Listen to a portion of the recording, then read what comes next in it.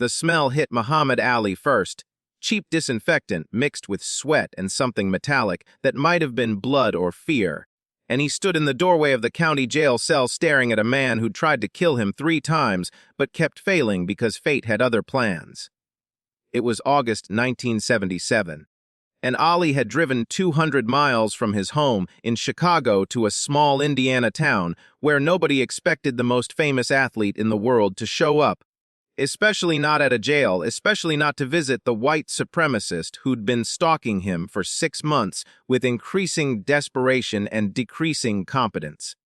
The guard had looked at Ali like he was crazy when he'd requested the visit, had asked 3 times if he was sure, had finally shrugged and led him down a corridor that smelled like decades of human misery compressed into concrete and steel. Why would a man visit someone who wanted him dead? The prisoner's name was Robert Sullivan, though he'd told Ali in the letters to call him by his clan name, which Ali had refused to do because giving evil its preferred title felt like a concession he wasn't willing to make. Sullivan was 42 but looked 60.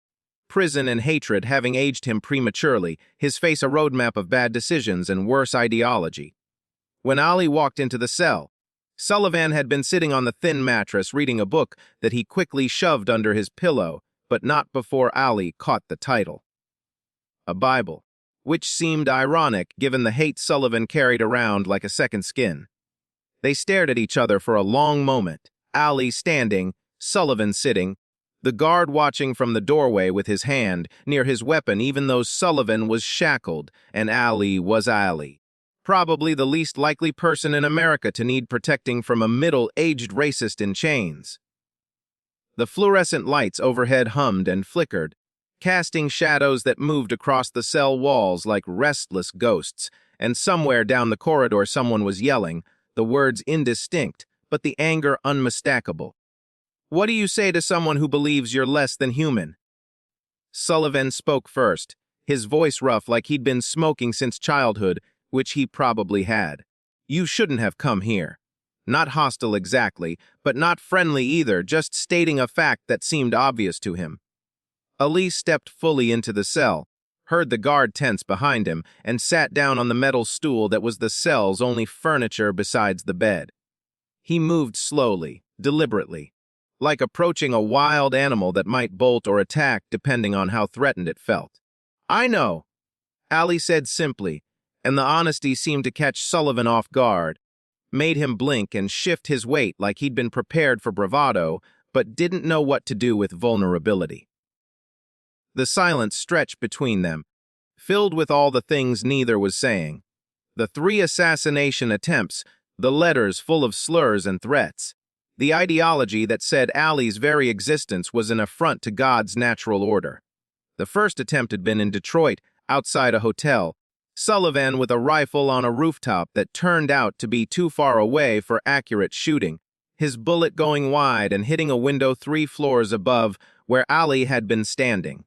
The second was in Philadelphia, a homemade bomb left in Ali's rental car that failed to detonate because Sullivan had mixed the chemicals wrong, had created something that smoldered and smoked but never exploded.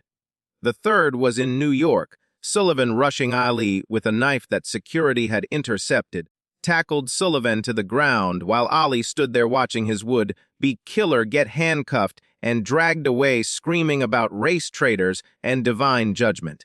How do you fail at murder 3 times and still believe God is on your side? Why'd you come? Sullivan asked, and there was genuine curiosity in his voice beneath the hostility, like this was a puzzle he couldn't solve. Like the idea of black man visiting white supremacist violated some fundamental law of how the world was supposed to work. Ali took his time answering, looking around the cell first, taking in the details. Photos taped to the wall of people who were probably Sullivan's family, a daughter maybe, a wife who'd left him according to the trial coverage Ali had read. I wanted to see you, Ali said finally, wanting to understand what makes a man hate someone he's never met enough to try to kill them 3 times. He paused, let that sink in. 3 times, man. Most people give up after 1. You got dedication, I'll give you that. The joke fell flat, as Ali knew it would, but humor was his default defense mechanism. The way he processed things too big or painful to face directly. Sullivan didn't laugh, just stared at Ali with eyes that held confusion and anger and something else. Something that might have been shame, though it was hard to tell through all the other emotions layered on top. Sullivan's hands were shaking slightly, Ali noticed, and not from fear. The man looked sick, gray skin and sunken cheeks, and Ali wondered if prison was killing him or if he'd been dying before he got here. If maybe the desperation of his assassination attempts had been about a man running out of time, trying to make some kind of impact before he disappeared. What legacy do you leave when your life's work is hatred? You're everything wrong with this country, Sullivan said, and there was less conviction in his voice than the words required. Like he was reciting something he'd been taught rather than something he believed in his core. Race mixing, draft dodging, converting to that religion. You spit on everything America stands for. Ali nodded slowly, not agreeing but acknowledging he'd heard. That's what they told you to think, he asked gently. Or is that what you figured out on your own? The question seemed to confuse Sullivan, like he'd never considered there might be a difference between taught beliefs and discovered truths. Like ideology was just something you absorbed from your environment rather than something you chose. The guard shifted in the doorway, clearly uncomfortable with how calm this conversation was, probably expecting yelling or violence. Some dramatic confrontation that would make sense of why Ali had driven 200 miles to sit in a jail cell with a man who'd tried to murder him. But Ali had learned long ago that real confrontations were often quiet, were about ideas rather than volume, were won or lost in the space between what people said and what they meant. Sullivan's cell had a small window, barred and dirty, but through it Ali could see a slice of Indiana sky, clouds moving across blue, birds flying free while they sat in this cage talking about hate and belief and the weird calculus that makes people dedicate their lives to destroying others. The contrast felt significant somehow, like the universe was commenting on their conversation, reminding them that while they argued about race and religion and national identity, the world outside kept spinning indifferent to human categories. I was raised to believe certain things, Sullivan said finally, and it sounded like an admission, like he was testing whether honesty was allowed in this space they'd created. My father, his father, going back generations. White people built this country. Black people were brought here to serve. That's just facts. That's history. Ali leaned forward, elbows on his knees, close enough that Sullivan could have hit him if his hands weren't shackled, which was probably why the guard tensed even more. Facts, Ali repeated. Facts are things that are true whether you believe them or not. What you're talking about is a story people told to justify doing evil. There's a difference. Could you change someone's mind about beliefs they'd held their entire life? Or were some people too far gone to reach? Sullivan shook his head, but the movement was less certain than his words. You wouldn't understand. You people. He caught himself, seemed to realize that slur wouldn't work here, tried again. Black people got it good now. Affirmative action, special treatment, people falling over themselves to give you opportunities. Meanwhile, white working men like me get left behind, get told we're the problem, get replaced by people like me. Ali interrupted, not angry but direct, forcing Sullivan to confront the reality of who he was talking to rather than hide behind abstractions. Is that what this is about? You tried to kill me because you're struggling and decided it must be my fault. The bluntness seemed to hit Sullivan like a physical blow. His mouth opened and closed without sound, and for the first time since Ali had entered the cell, Sullivan looked directly at him, really looked, saw Ali as a person rather than a symbol or category. The moment stretched, fragile and important, and Ali held the gaze without flinching, without letting Sullivan look away from the humanity he'd been trying to destroy. Sullivan started, then stopped, then tried again. I lost my job. Steel mill closed. Wife left, took my daughter. I got angry and somebody at the clan meeting said it was because people were taking what should have been ours. And you were on TV all the time, rich and famous, and it just seemed like proof, you know. Like if we could just go back to how things were supposed to be, everything would be okay again. The honesty was painful to hear, not because it justified anything, but because it revealed how banal evil could be. How hatred often grew from personal pain rather than philosophical conviction. How people looked for scapegoats when their lives fell apart because blaming systems was too complicated and blaming yourself was too painful. What do you do with someone's pain when it's been weaponized against you? Ali sat back, processing what he'd heard, trying to find compassion for a man who'd tried to murder him without excusing the actions that had brought them to this cell. The competing impulses, anger and empathy, justice and mercy, warred inside him, and he recognized the feeling as familiar. The same internal conflict he'd wrestled with his whole career when people had hated him for being black, for being Muslim, for being loud, for taking up space he wasn't supposed to occupy. Robert, Ali said, using the man's first name deliberately, personalizing this in a way that made it harder to maintain ideological distance. I'm sorry your life fell apart. I mean that. Losing your job, your family. That's real pain, and I don't diminish it. But killing me wouldn't have brought any of that back. Wouldn't have reopened the steel mill. Wouldn't have made your wife come home. It just would have made you a murderer and made my kids fatherless. Sullivan flinched at the word kids. Like that made it real in a way it hadn't been when Ali was just an abstract target, just a symbol of everything Sullivan had been taught to hate. I didn't think about. He started, then trailed off because of course he hadn't thought about Ali's children, hadn't thought about Ali as a father or husband or human being who'd leave behind grieving people if Sullivan's bullets had found their mark. The cell suddenly felt smaller. The air thicker, like the weight of what they were discussing was pressing down on the walls. Ali could hear his own breathing, could hear Sullivan's ragged attempts to maintain composure, could hear the guard shifting uncomfortably in the doorway, probably wondering when this strange meeting would end and he could get back to normal jail routine. Through the barred window, the slice of sky was darkening, clouds rolling in, and Ali realized he'd been here longer than he'd planned. That time had gotten weird the way it did when you were having conversations that mattered, that pierced through the surface of things into territory where truth lived uncomfortable and necessary. Why are you really here? Sullivan asked again, and this time the question felt different, less hostile and more desperate, like he genuinely needed to understand, like Ali's presence in this cell had violated his worldview so thoroughly that he needed answers to rebuild some kind of coherence. Why was he here?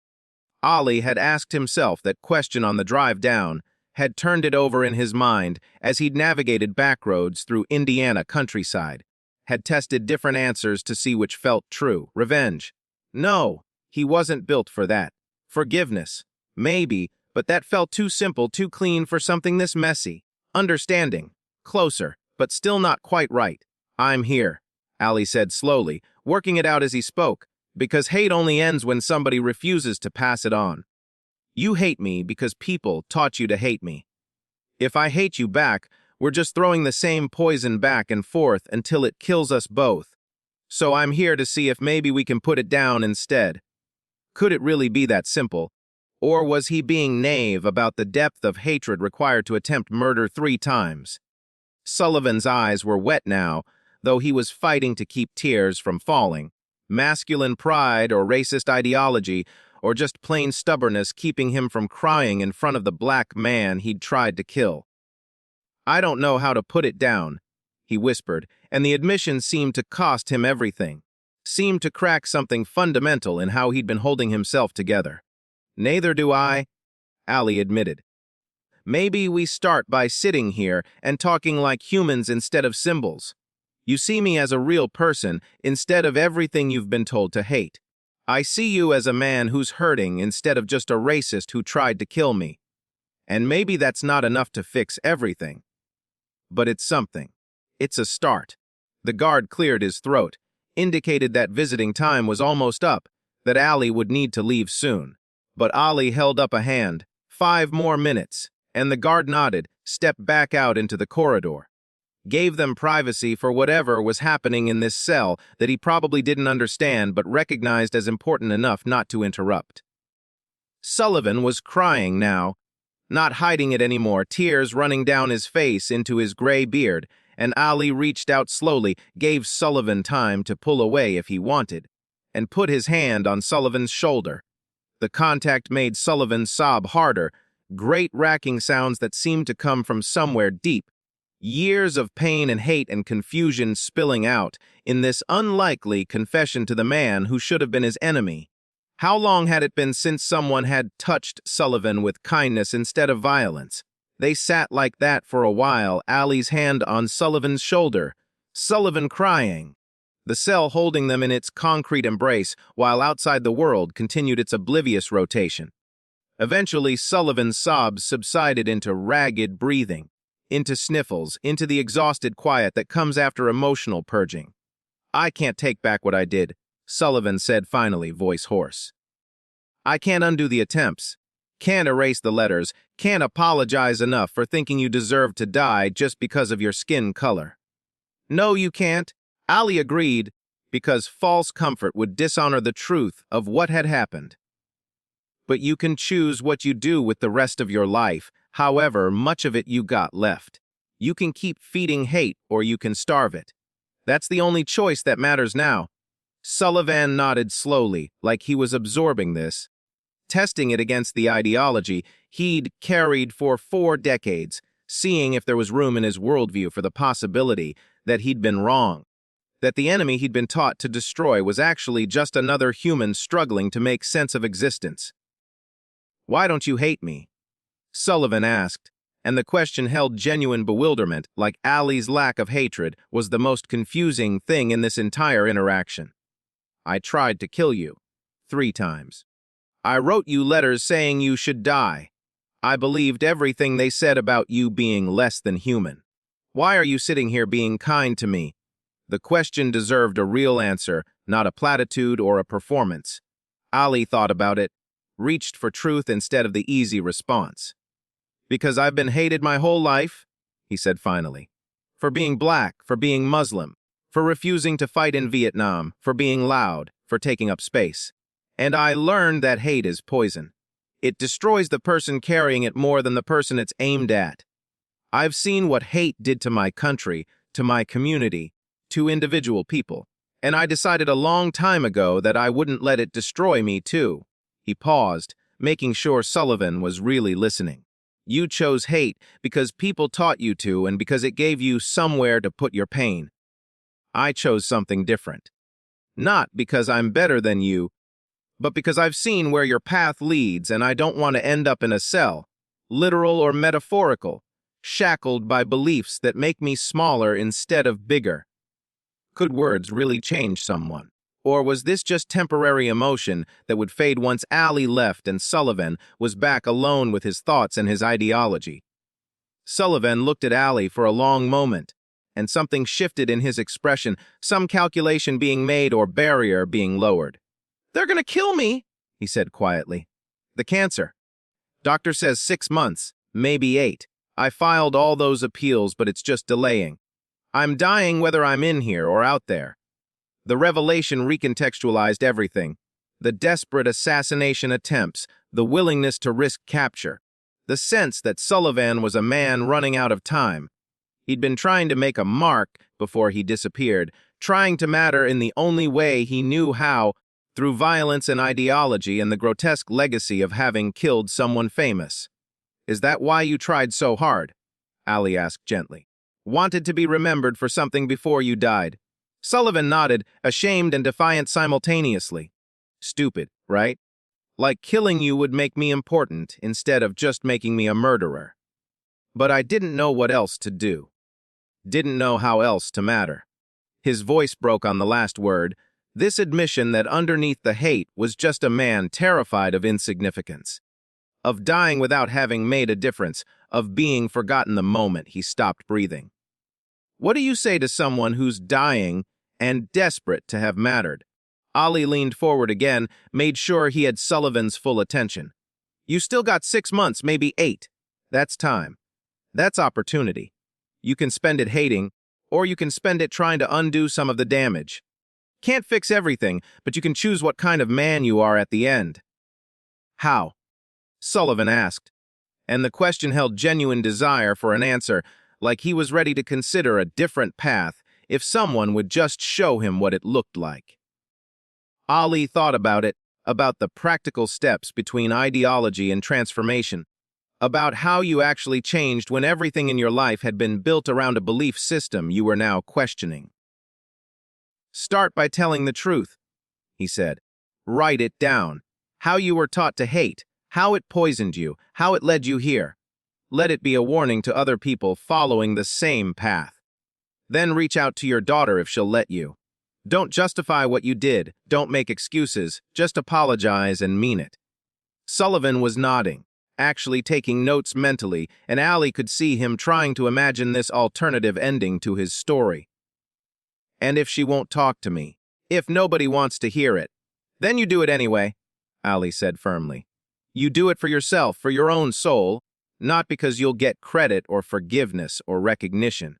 You do it because it's right, because it's the only way to die as something other than a cautionary tale about what happens when you let hate run your life." The guard appeared again, more insistent this time. Visiting hours were over, had been over for 10 minutes.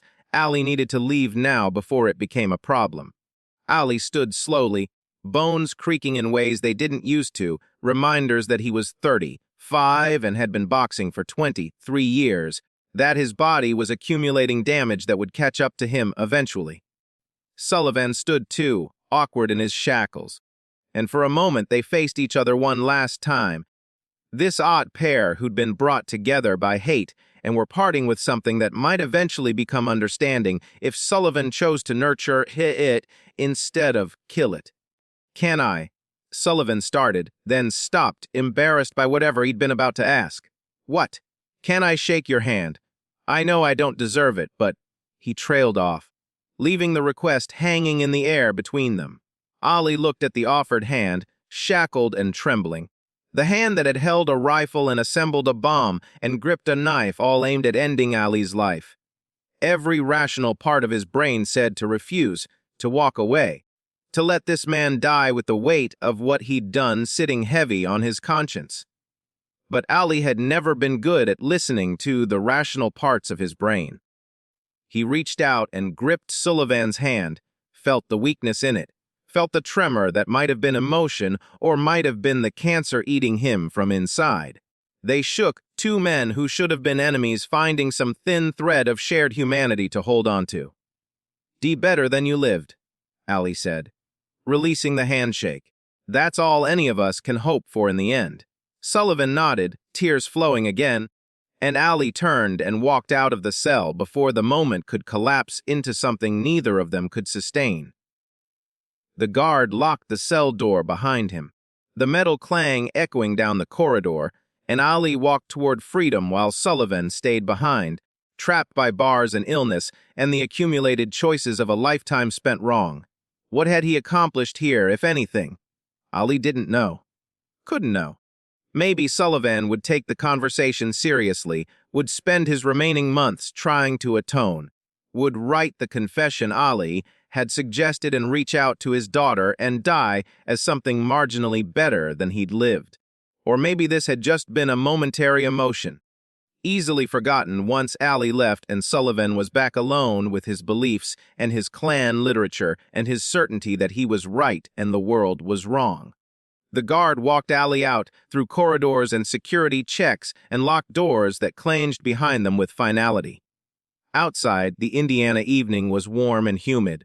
Storm clouds rolling in like the sky was preparing for the kind of summer thunderstorm that cleaned the air and left everything smelling fresh and new. Ali's driver was waiting, looked relieved to see him emerge intact from a meeting everyone had thought was dangerously stupid. "How'd it go?"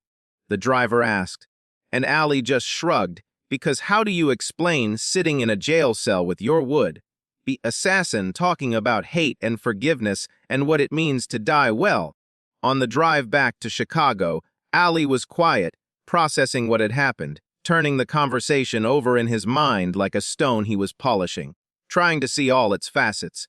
The countryside rolled past, farms and small towns and the anonymous America that existed between famous places, full of people living ordinary lives with ordinary pain that sometimes curdled into extraordinary evil. Would Sullivan really change, or had this been an exercise in futility? 6 months later, Allie got a letter. Thick envelope, multiple pages, postmarked from the Indiana prison. Inside, a confession, single-spaced, handwritten, every detail of Sullivan's radicalization and hatred, and the 3 assassination attempts, written with the clarity of someone unburdening themselves of weight they'd carried too long. Also photos. Sullivan with his daughter visiting, reconciled after years of estrangement, her hand in his while he lay in a prison hospital bed dying by inches. And a note, short and direct. Thank you for seeing me as human when I couldn't see you that way. I don't deserve forgiveness, but I'm asking anyway, from you and from God and from everyone I hurt with my hate. I'm dying better than I lived, like you said. That's something. That's more than I had before you came. Robert. Allie kept that letter, added it to a box of correspondence he maintained from people whose lives had intersected with his in meaningful ways. He never publicized it, never used it to make himself look good or tell the story of how he'd transformed a racist through the power of compassion. Some things were too personal, too fragile to turn into public narrative. Sullivan died 4 weeks after sending that letter, quietly, in a prison hospital bed, with his daughter holding one hand and a Bible in the other. The Klan didn't claim him for their records. The newspapers didn't run obituaries. He disappeared from the world, having made just enough peace to die without drowning in his own hate. And Allie went on being Allie, fighting and losing and winning and inspiring and frustrating and always choosing to see the humanity in people even when they couldn't see it in themselves, even when it would have been easier and safer to just see enemies and act accordingly. Years later, when people asked about forgiveness, about how he could be kind to people who'd hated him, who'd called him names and threatened his life and tried to destroy everything he'd built, Allie would sometimes think about that jail cell in Indiana, about Sullivan crying, about the handshake that shouldn't have happened but did. And he'd say something simple. Hate is easy. Love is hard. I chose hard because easy wasn't taking us anywhere worth going. What legacy do you leave when your life's work is choosing the harder path? Everything. You leave everything. And Muhammad Ali, who'd been Cassius Clay, who'd been the Louisville Lip and the greatest and the people's champion, who'd faced every kind of opponent and won more than he lost, understood that the real fights were never in rings with referees and rules and audiences cheering. The real fights happened in jail cells and hotel rooms and quiet moments with yourself, when you had to choose between who you'd been and who you might become, between carrying hate forward and putting it down, between being destroyed by poison or being transformed by the refusal to let it win. And in those fights, against those opponents, Allie had learned to float and sting in completely different ways, using words instead of fists, using compassion instead of violence, using the stubborn insistence that people could change if someone gave them a reason to try. Could hate really end, or would it just keep recycling through new generations finding new targets? Allie didn't know. But he'd done his part, one conversation at a time, one handshake at a time, one choice at a time to see humanity where others saw only category and color and convenient enemy.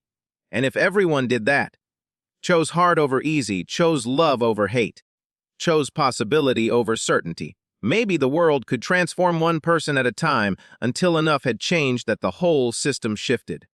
Or maybe not.